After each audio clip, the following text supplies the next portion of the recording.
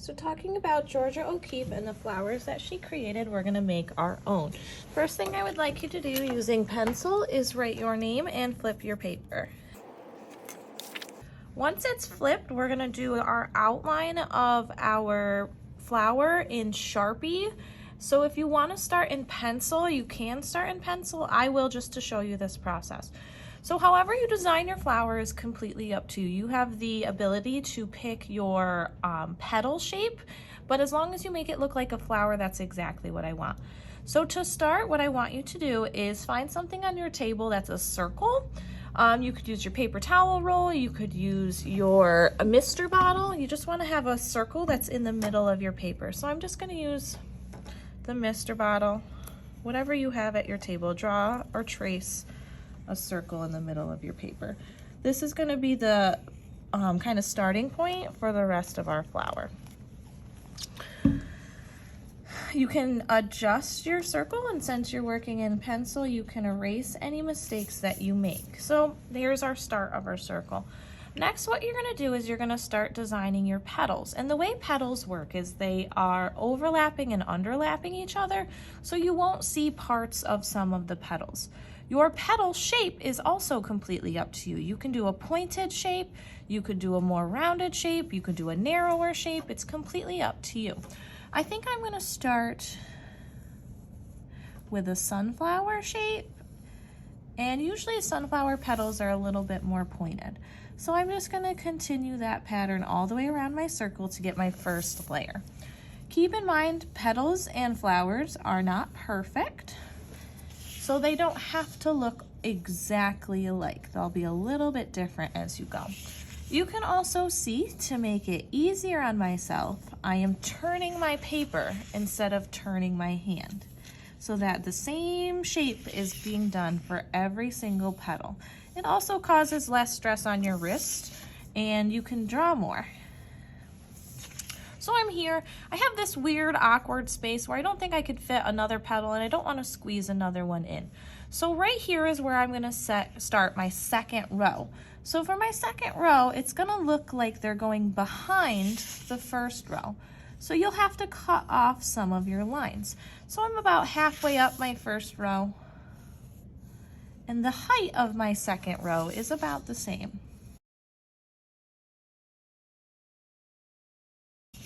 Perfect, so there's my row 2. I'm going to start row 3 in between my row 2 and my row 1 flowers.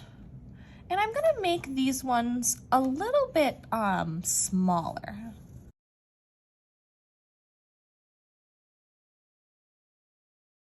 Perfect, and use your best judgment too. If you see some spots where you're like, oh, I think I need a petal there, you can go ahead and add those in.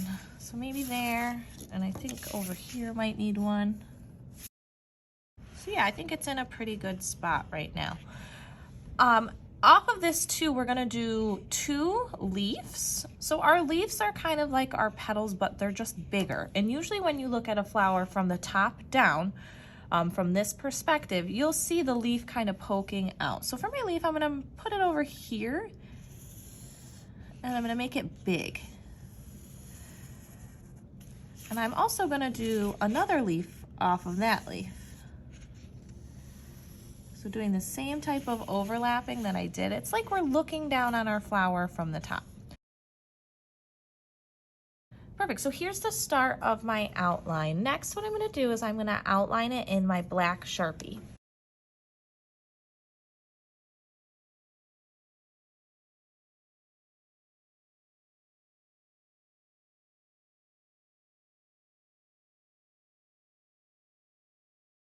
Perfect, so my Sharpie is outlined. Now I want to touch up my pencil lines. You can see that when I worked with my Sharpie, a couple pencil lines are showing through. I don't want those to be on my final.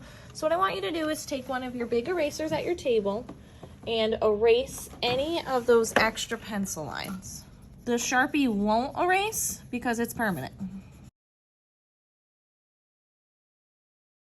So for adding color to our flowers, we are going to work really small with our watercolor paints. Now with this, you need to slow your brush down and make sure you're having a very good hair dye, because we're going to be painting all of the individual flowers. So what I want you to do is think about the colors that you want in your flower. So maybe my layer 1 petals, I'll do one color. My layer 2 petals, I'll do another color. My layer 3 petals, I'll do another color. You can also mix colors on your paper. So there is also a technique called wet into wet. That's where you take your paintbrush, you get just your water, and you're gonna paint your water into your petal. And I know this sounds kind of funny because you're like, why, Miss Smith? I'm just painting clear water. That doesn't make any sense. Here's where it makes sense. If you take your colors on your paintbrush and then lightly tap into that water that's already on your paper, it creates this really cool effect. And the paint won't go where there's no water. So you're just gonna leave this to dry. If I were to do my petals right next to it, this color would mix into your new color. So try to not do petals right next to each other. So I'm gonna move to my next layer 1 petal, paint my clear water. And since I'm doing all my row 1s red, I'm gonna do red again.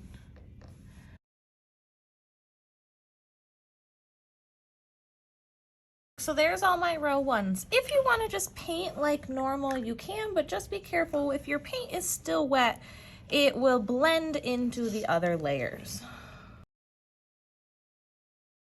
Another technique while you're painting too is you can take a paper towel, crumple it up, and then pat it on your paint.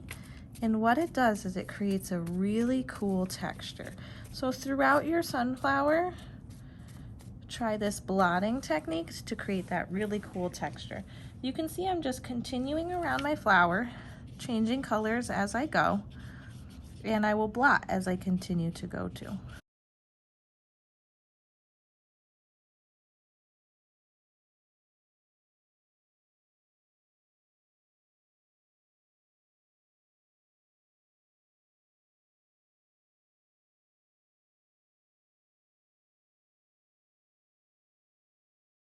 Perfect, so most of my petals are done, so I'm gonna do the rest of my blotting, and then I'm gonna do my touch-ups. So you'll notice that the colors are pretty light right now.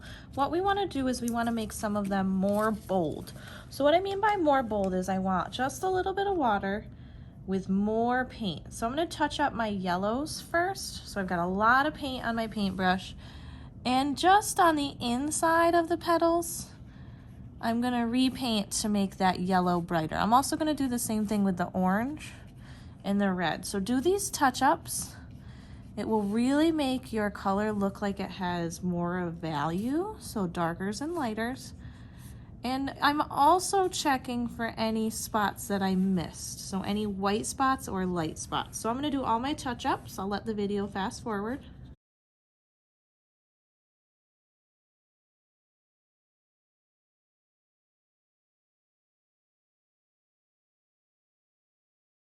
Perfect, so my petals are in a good spot. I'm gonna do the same exact thing for the leaves. I'm gonna do it with green, and I'm gonna do my light color first, and then go back in and repaint where I think it needs to be dark.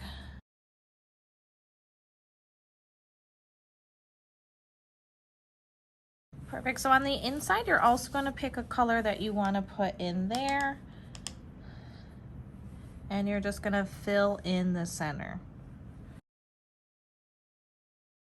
Perfect, so next you want to put this into the drying rack and really let it dry. We're going to end up cutting these out and then attaching them to a background.